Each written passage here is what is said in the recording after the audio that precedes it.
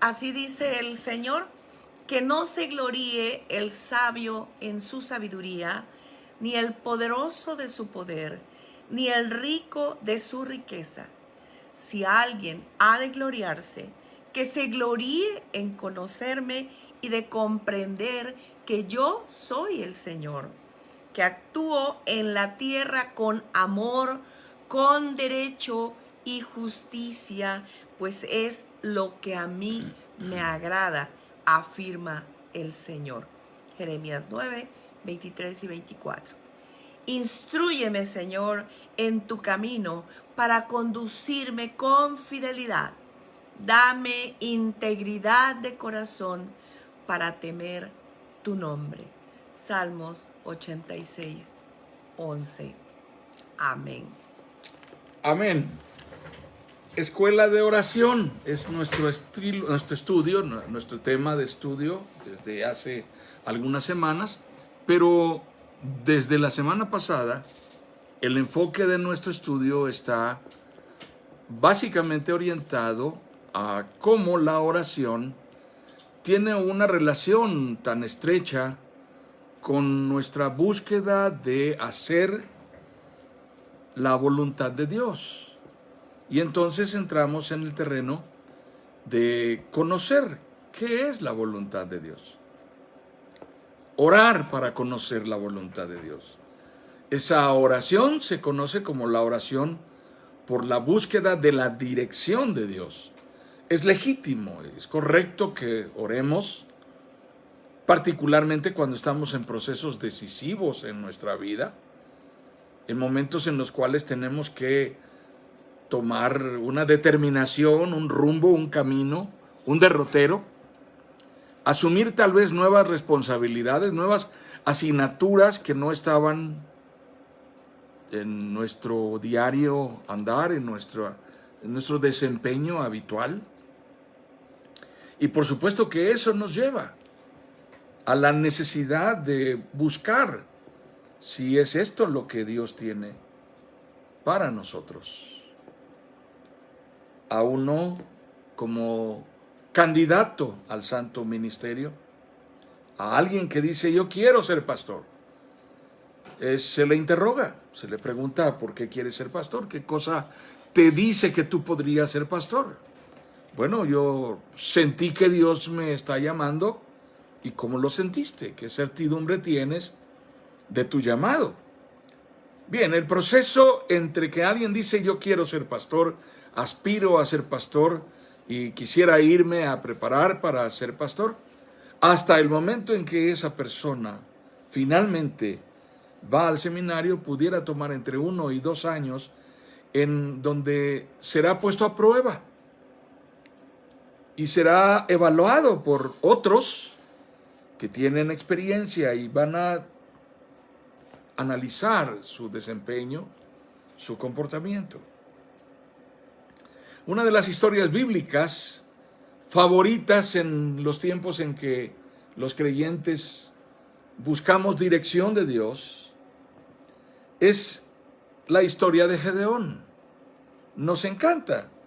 Muchos cristianos corremos a leer la historia de Gedeón porque es la historia de cómo buscar evidencias de la voluntad de Dios cuando estamos en un proceso de tomar responsabilidades nuevas o decisiones de gran magnitud.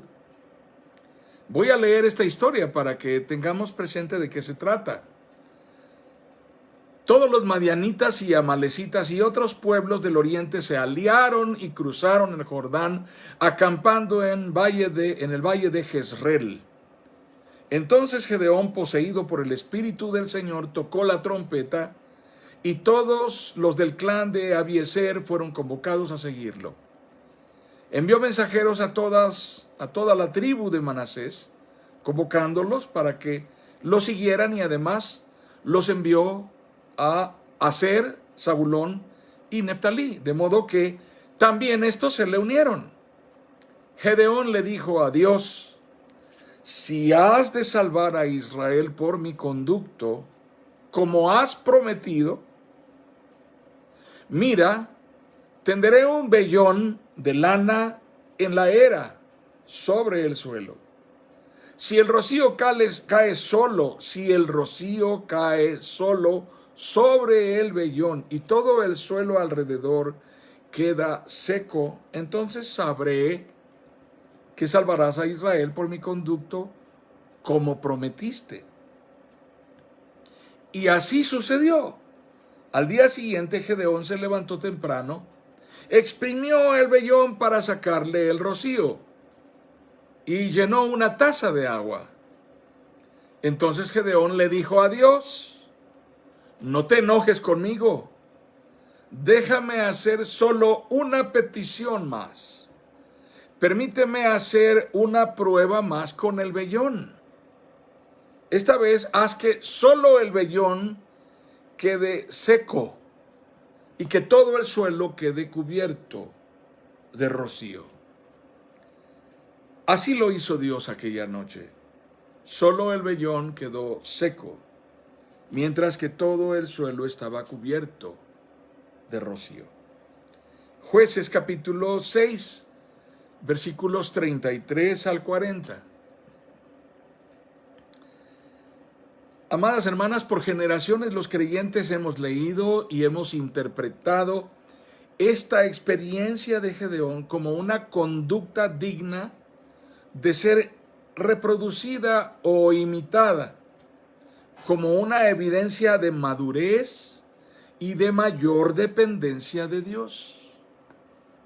Creemos que hacer lo que Gedeón hizo es un buen testimonio de alguien que confía mucho en el Señor y que tiene esa experiencia, madurez, habilidad y como si fuera un don especial de pedirle a Dios evidencias y pruebas específicas para situaciones concretas. Pero hermanas, esto no es correcto. En realidad se trata de una evidencia de miedo, una evidencia de incertidumbre, de alguien que está enfrentando una asignatura mayúscula, una asignatura que considera superior a sus fuerzas.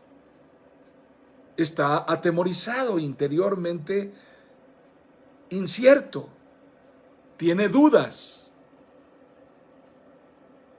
Así que consideremos que derivado de ese error de interpretación del pasaje en la historia de Gedeón, nosotros podríamos estar pensando que cualquiera de nosotros debiera consultar a Dios pidiendo señales que le den tranquilidad de que está haciendo lo correcto en casi cualquier decisión que tenga que tomar en la vida. La porción bíblica es muy puntual en decir que Dios ya había prometido hacer algo por su pueblo Israel y que le había prometido a Gedeón que lo haría a través de él. El pasaje lo dice literalmente. Versículo 36, Gedeón le dijo a Dios: si has de salvar a Israel por mi conducto, como has prometido. Así que esto es lo que Dios había prometido. ¿A qué se debe? ¿Qué justifica? ¿Qué cosa puede legitimar que nosotros perseveremos en la duda y en la incertidumbre acerca de algo que Dios prometió que hará? ¿Por qué tendríamos que poner en tela de duda lo que Dios prometió que hará? Pues esto es lo que hace Gedeón. ¿Qué fue lo que hizo? Tomó la piel de un cordero. Un vellón es una piel de cordero a la que no se le ha retirado el vello. Y la extendió en la era, en el campo de siembra, el campo en donde acostumbraban cumplir sus labores agrícolas. Y entonces va y le pide a Dios que ese vellón amanezca completamente lleno del rocío, que ese vellón haya recibido el rocío de la noche y la madrugada, pero que alrededor de él el campo estuviera completamente seco. Y Dios le concede esto. Así que él va y levanta el vellón y la prueba está en que del vellón corrió agua suficiente para llenar una taza. No fue suficiente prueba. Este hombre al que Dios le había prometido que pelearía para defender a su pueblo y que lo haría por medio de él, tiene tal dimensión de incertidumbre y duda que de nuevo le pide a Dios que le dé otra prueba. Y ahora la prueba consiste en que el vellón esté seco después de toda la noche y todo alrededor esté humedecido por el rocío. Y Dios le concede nuevamente esa evidencia. La pregunta de muchos es, bueno, ¿qué acaso Dios no puede hacer eso hoy día? Claro, lo puede hacer todo el tiempo. Él es Dios, Dios puede hacer todas las cosas. No hay nada imposible para Dios. No es la pregunta correcta, bíblicamente hablando. Está escrito que Dios lo puede hacer y si quiere hacerlo, lo hará. La pregunta correcta es, si hacemos bien al probar a Dios de esta manera. Así que, derivado del error de interpretación, muchos creyentes suelen consultar a Dios de esta forma, aplicando la conducta de Gedeón. Pero no hay en la Biblia, a lo largo de toda la Biblia, una sola orden, una sola instrucción que nos instruya acerca de pedir revelaciones especiales de Dios. Revelaciones espontáneas de Dios en todo aquello en lo cual tenemos dudas. Necesitaríamos estar constantemente consultando a Dios y pidiéndole pruebas a Dios casi acerca de todo. Pero, hermanas, ¿es esto correcto? ¿Debiéramos actuar así en nuestra vida de oración? Estar constantemente pidiéndole a Dios, dame la prueba de esto y dame la prueba del otro. En aquello que estamos consultando a Dios, no se haría necesaria una señal debido a las instrucciones precisas que Dios ya nos ha dado de antemano. Cuando Gedeón le pidió señal a Dios, Gedeón ya tenía instrucciones de qué hacer de parte de Dios. Si él se hubiese conformado solamente con someterse en obediencia a Dios, no hubiese necesitado que Dios le diese señales o evidencias. En aquello que estamos consultando, no se haría necesario una señal debido a las instrucciones precisas que hemos recibido de Dios. Así que la verdad bíblica, la verdad insoslayable, la verdad inerrante e infalible es simple. Ante la instrucción explícita de Dios, pedir señales es no solamente ocioso, sino absurdo e innecesario. Ante la instrucción explícita de Dios, pedir señales es no solamente ocioso, sino absurdo e innecesario. Eso, en resumen, hermanas, significa no pidamos señales, solo obedezcamos. Lo que Dios ha ordenado es claro, es puntual. No pidamos señales. ¿Debo casarme o Dios querría acaso que yo viviera en unión libre con la mujer que me interesa, que me gusta? No. Le voy a pedir una señal a Dios que Él me manifieste qué cosa quiere Él que yo haga. ¿Me casaré o viviré en unión libre? No pida señales acerca de lo que Dios ha ordenado con puntualidad y claridad. Nuestro Señor Jesucristo reprobó en su predicación que le pidieran pruebas acerca de lo que estaba predicando.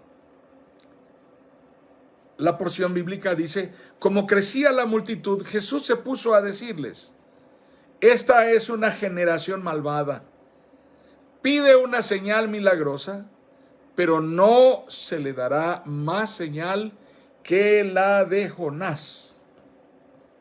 Así como Jonás fue una señal para los habitantes de Nínive, también lo será el Hijo del Hombre para esta generación. Los ninivitas se levantarán en el día del juicio y condenarán a esta generación, porque ellos se arrepintieron al escuchar la predicación de Jonás.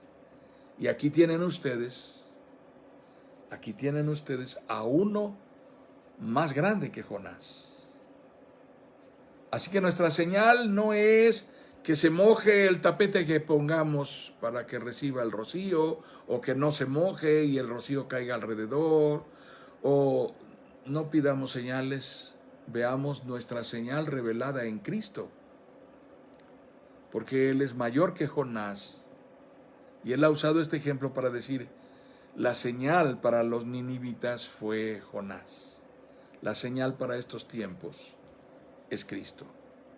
Lo que Jesús pone en evidencia es que quienes exigen señales no reflejamos un auténtico compromiso por honrar a Dios con obediencia.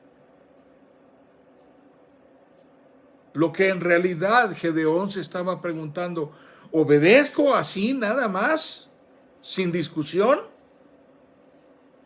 ¿O todavía debiera yo tener más pruebas de que lo que debo de hacer es obedecer? A lo largo de mi ministerio como pastor me he encontrado con personas confundidas pidiendo que Dios les dé alguna señal acerca de situaciones que están viviendo. Y hermanas, créanme que es interesante lo que pasa en el pensamiento de las personas. Preguntas frecuentes que las personas quieren consultar en oración pidiendo señales a Dios. ¿Quiere Dios que yo me case con un inconverso? ¿Con este inconverso que me gusta? ¿Le importa a Dios si me visto a la moda como está ahora la costumbre habitual?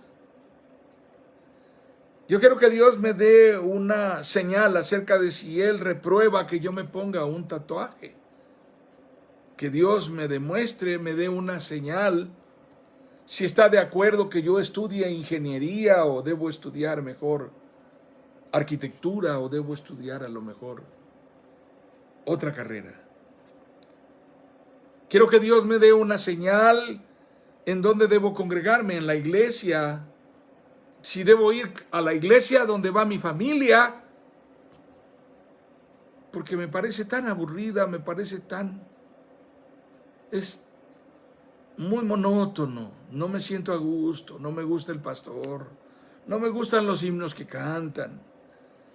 O prefiero ir a la iglesia a donde el ambiente es diferente, hay música viva, cantan cosas que a mí me encantan. Yo quiero que Dios me dé una señal de qué debo hacer. Recuerdo esta historia. Una mujer estaba viviendo una situación muy complicada en su vida.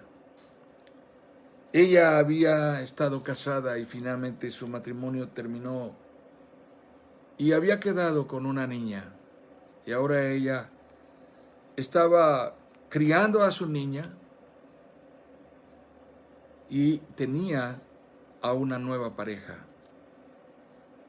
Y sucedió que estaba conflictuándose nuevamente su relación. En medio de problemas, esta pareja llegó hasta donde yo estaba pastoreando y comenzaron a venir un par de ocasiones a esta congregación, a esta iglesia donde yo era pastor. Y después de tomar un poco de confianza, me pidieron hablar en privado y buscamos la oportunidad para una consulta pastoral. Y recuerdo que me confesó que ella terminó su relación de matrimonio porque realmente había una situación justificada de violencia. Pero que cuando ella terminó su matrimonio no había ella terminado su matrimonio cuando ya había iniciado esta nueva relación en la que estaba ahora. De tal manera que había de por medio una situación de adulterio. Aun cuando su esposo era un hombre violento y ella estaba siendo maltratada, ella comenzó una relación secretamente a espaldas de su esposo y se sintió justificada. Y después de haberse separado de su esposo, continuó en esa relación. Yo recuerdo que después de una amplia sesión de conversación pastoral, de oración y de nuevos encuentros pastorales, de consejería, quizá habíamos tenido 3 oportunidades para hablar con esta pareja.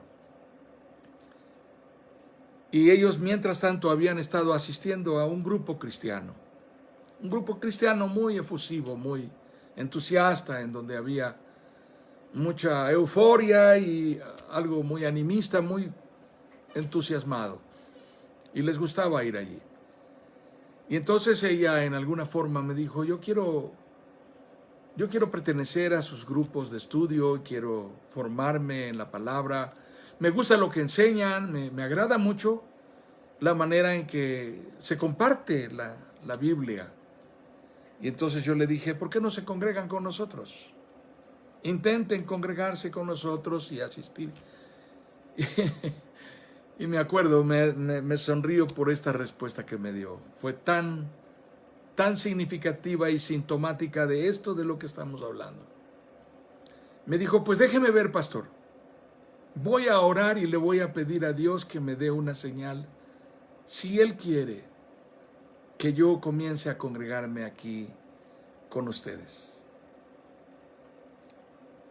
Y créanme, hermanos, en mi mente atravesó este pensamiento terrible. Me pregunté, ¿cómo no pediste dirección a Dios para cambiarte de una cama a otra?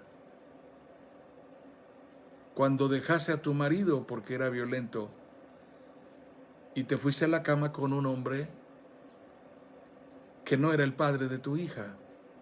Pero ahora, para cambiar de una congregación a otra, necesitas que Dios te dé una señal. En todos los casos que están planteados aquí, los casos que les acabo de compartir, en todos los casos que están planteados aquí, la decisión a tomar corresponde a nuestro territorio de responsabilidad ética, a nuestro territorio de responsabilidad espiritual y moral delante de Dios, para hacer lo que Dios ordenó que hiciéramos. Necesito ir a ver a un gastroenterólogo. ¿Con quién voy? ¿Con el doctor H o con el doctor Z? Oh, Señor, dame una señal, por favor. Dame una señal. Amadas hermanas, lo que corresponde a nuestra responsabilidad moral y espiritual, a nuestra responsabilidad ética delante de Dios, es algo que Dios nos ha delegado para que nosotros lo asumamos y lo decidamos con libertad. No necesitamos señales de Dios. Haz lo correcto. Punto. Honra a Dios haciendo lo correcto. No necesitamos una revelación o una señal de Dios para saber cuándo cruzar la calle. ¿Sería necesario detenernos en la esquina y decir, oh Señor, dame una señal? ¿Cuándo debo? El semáforo se ha puesto en luz que indica que ya puedo atravesar la calle y yo sigo esperando que Dios me dé una revelación especial para saber cuándo cruzar la calle. Eso no es espiritualidad madura, no es fe y fervor en la oración, no es una vida de oración profunda, no es dependencia de Dios, eso es torpeza. No necesitamos una señal de Dios específica para saber cuándo vacunarnos. Hay quien nos dice cuándo hacerlo. Personas mayores de 60 años ya se pueden vacunar. Oh, Señor, ¿debo vacunarme? ¿No debo vacunarme? La instrucción oficial es que nos vacunemos, porque si nos vacunamos contribuimos a abatir el impacto de la pandemia. Entre más personas vacunadas hayamos, más será la fuerza para mitigar el avance de este mal. Hay muchas cosas que podrían provocarnos duda. Señor, ¿cuándo debo bañarme? ¿Debo bañarme en las mañanas? ¿Debo bañarme a mediodía? ¿Debo bañarme en la noche? ¿Debo bañarme con agua fría? ¿Debo bañarme con agua tibia? ¿Debo bañarme con agua más caliente? ¿Debo bañarme con agua electropura? ¿Debo bañarme con agua corriente? Tengo muchas dudas acerca de cómo bañarme. Dios, dame una revelación especial. ¿Cuándo hacer cosas que están determinadas por nuestros roles, por nuestras asignaturas, de manera natural, que implican nuestra rutina diaria de vida, en la que solo nos desempeñamos en base a nuestro sentido común, sentido común, sentido común, madurez? Hay cosas que uno aprende sobre la marcha. Cuando nuestro hijo recién casado y su esposa estuvieron finalmente después de su viaje de bodas juntos para hacer su vida de pareja, ellos se fueron a vivir a un lugar que se llama Point Lay, en Alaska. Y nuestra nuera había estado ya 1 año allí. Y ellos estuvieron viviendo en Alaska 2 años. Ese primer año fue en Point Lay. Y la historia que una ocasión nuestra nuera, Danae, nuestra preciosa hija, nos contó, es que su compañera le dijo: nunca te bañes antes de ir a dar clases en la mañana.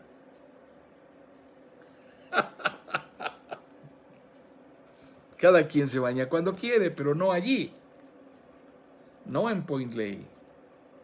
Sucede que si alguien en la mañana hace lo que esta compañera de nuestra hija Danae hizo, va a tener problemas.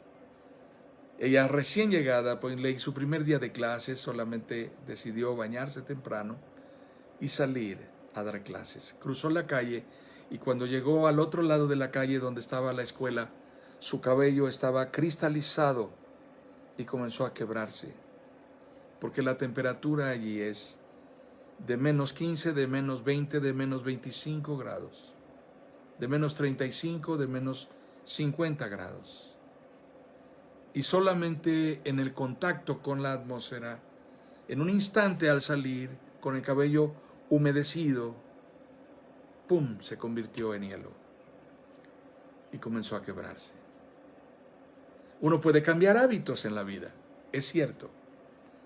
Así que si tú estás orando que Dios te dé señal de cuándo bañarte, antes de pedir la señal, ve a ver si hay agua en la llave. Porque algunas personas tienen que esperar un par de días o hasta 3 días, algunos 1 semana, cuando el agua llega. Así que no tendrás señal de Dios si tienes una señal y no hay agua, no te podrás bañar de todas maneras. No pidamos señales de Dios para lo que requiere sentido común, administración de nuestro tiempo. No pidamos señal de Dios para lo que requiere que asumamos una responsabilidad para jerarquizar. ¿Qué cosa es eso? Poner primero lo que va primero y después lo que va después. Primero lo que va primero, lo que va antes, y después lo que va después. Por supuesto, nuestra responsabilidad espiritual y nuestra responsabilidad moral delante de Dios nos llevará a hacer lo correcto. Si somos creyentes maduros, haremos lo correcto en todo, en cualquier circunstancia, haremos lo correcto siempre. Es probable que después de haber ido a consulta con el médico H, te sientas insatisfecho y digas: no estoy seguro de lo que este médico me está diciendo, iré a ver al médico Z.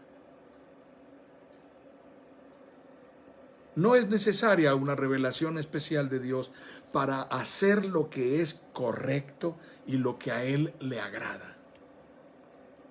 lo que de antemano sabemos que Dios manifestó como su voluntad. El apóstol Pablo dice puntualmente: en cambio, el fruto del Espíritu es amor, alegría, paz, paciencia, amabilidad, bondad, fidelidad, humildad y dominio propio. No hay ley que condene estas cosas. No hay ley que condene estas cosas. Los que son de Cristo Jesús han crucificado la naturaleza pecaminosa con sus pasiones y deseos. Si el Espíritu nos da vida, andemos guiados por el Espíritu. Esto es lo que dice Gálatas capítulo 5, versículos 22 al 25. No hay ley que condene estas cosas.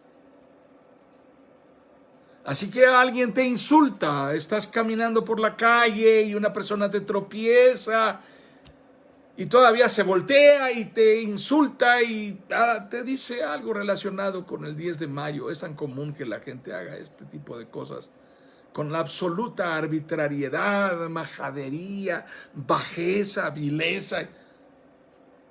Y entonces tú te preguntas, ¿cómo debo reaccionar? Tendrías que pedirle una señal a Dios en ese momento. Dios, revélame cómo debo reaccionar ante esto. ¿Debo reaccionar como Él lo hizo o debo reaccionar con dominio propio, como dice Gálatas 5? Debe prevalecer en mí la serenidad, debe prevalecer en mí la amabilidad. No me importa que Él haga lo que quiera, que se condene más. Yo haré lo que sé que honra a Dios, porque contra eso no hay ley. Si lo hago, estaré en lo correcto. Hay ciertas normas para tomar decisiones en aquello en lo que la palabra de Dios no es específica. Esto es también un principio que está en la palabra de Dios. Es un principio bíblico. Cómo tomar decisiones en aquello que en la Biblia no es específico. Hermanos, ¿qué cosas hay que no son específicas en la Biblia? Pongamos algún ejemplo. ¿Cuántos hijos debe tener una pareja de casados? ¿18? ¿22? La esposa estará levantando las cejas y diciendo, ¿eso dice la Biblia? No, la Biblia no establece un número de hijos. ¿Por qué? Porque es una responsabilidad moral de la pareja. Es una responsabilidad en la que debe haber mutua disposición, mutua consulta, mutuo consenso, respeto, confianza para hablar el tema, mutuo acuerdo. Es algo en lo cual los dos tendrán que decidir. Y Dios honrará lo que decidan con su bendición y providencia. Cuando hacemos las cosas en orden, tenemos la bendición de Dios. Así que si esa pareja decide tener solo un hijo, no está cometiendo ningún pecado. Si decide tener 2, está bien. Si decide tener 4, está bien. Es su decisión, es su responsabilidad. No es algo establecido literalmente en la Biblia. Habrá bendición de Dios cuando hacemos lo que honra a Dios. ¿Cuántas otras cosas más no están literalmente establecidas en la Biblia? Y son cosas acerca de las cuales pudiéramos tener dudas. Bien, vamos a dar algunos pocos principios. Voy a enumerar 5. Esto va a ser el punto de nuestra conclusión esta noche. En primer lugar, haz conforme lo que es noble.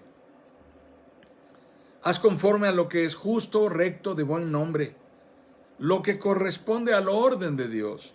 Haz conforme a lo que Jesucristo, el Señor, haría si estuviera en tu situación.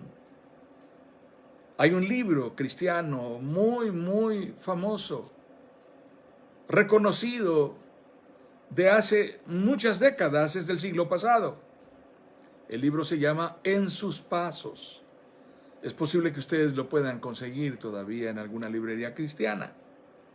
Y es un libro que está basado en un pastor que decidió un día hacer solo aquello que Jesús haría, como Jesús lo haría. Y entonces guió a toda una iglesia y se creó todo un movimiento en base a eso que se llama En sus pasos. Haz lo que tu conciencia te dicte conforme a lo que sabes de la palabra. Haz lo que sabes que será de buen testimonio en donde quiera que estés. Haz lo que te conduce a ser perfeccionado y santificado en Cristo. Esa es la primera parte, el primer aspecto. Es el primer principio sobre el cual podremos hacer lo que agrada a Dios, tener dirección de Dios con puntualidad y claridad.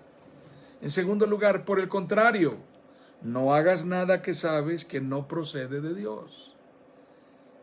Ejerce dominio propio en aquello que es solo resultado de impulsos, arranques momentáneos, respuestas irreflexivas, pasión descontrolada, reacciones en las que no tuviste la oportunidad de reconsiderar, debilidad ante la vileza o ante la inmundicia. No seas arrastrado por tu condición vulnerable. No seas arrastrado por tu condición débil ante ciertos apetitos por el pecado. No seas arrastrado por algo que fue provocado por una caída o por un fracaso. No te quedes atorado allí. Ese es el segundo principio. Haz aquello que muestra que tienes dominio propio y no te dejes arrastrar por impulsos, por arranques, por pasiones, por la furia que te ciega. En tercer lugar, no decidas solo, particularmente en aquellas cosas que son tan complejas, más difíciles de lo que tú querrías asumir como una responsabilidad. No decidas solo, no decidas sin acompañamiento de quienes te aman, no decidas sin tomar en cuenta a quienes procuran tu bien. No hagas nada en lo que experimentas incertidumbre porque no estás buscando consejo. ¿Saben cuál es uno de los más comunes errores cuando estamos tomando decisiones precipitadas? Que las tomamos sin considerar las consecuencias y nos vamos con todo sobre lo que decidimos y nos aguantamos por soberbia. Y muchas veces esas decisiones que tomamos nos llevaron a romper, a desgarrar nuestros vínculos más entrañables y más trascendentes y significativos. Rompimos con lo que más amábamos y no podremos volver a ver a la cara a la gente que estaba interesada en nuestro bienestar. Y solo sucedió porque nos dejamos arrastrar. No decidas solo. Es el tercer principio. No decidas solo. Tercer principio, no decidas solo. Sin acompañamiento de quienes te aman y procuran tu bienestar. Óyelos. Escucha con atención. Busca el asesoramiento. Busca la mentoría de quienes te escucharán. Busca la mentoría y el acompañamiento de quienes te darán su mejor consejo. de quienes te hablarán desde lo profundo de su corazón, desde su propia madurez y experiencia, para aportarte la mejor opinión, solo pensando en tu bienestar. Número 4, no tomes decisiones sin antes considerar los costos y las consecuencias. ¿Tienes dudas? ¿Estás en incertidumbre acerca de algo? ¿Has leído alguna porción de la Biblia y aún así no tienes certidumbre de que debes hacer esto que está delante de ti? No tomes decisiones sin antes considerar los costos, las consecuencias, así como el impacto de esas consecuencias en tu vida, también en las vidas de las personas que amas.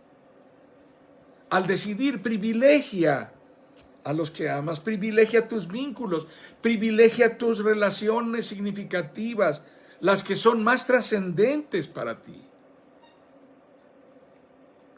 Me ofrecieron un trabajo magnífico.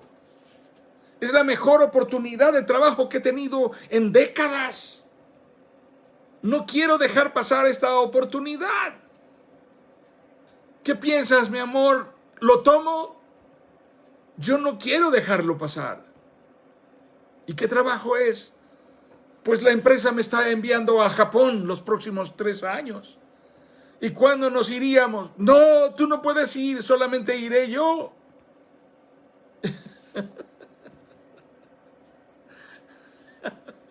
¿Y cómo se supone que le va a hacer tu esposa por 3 años?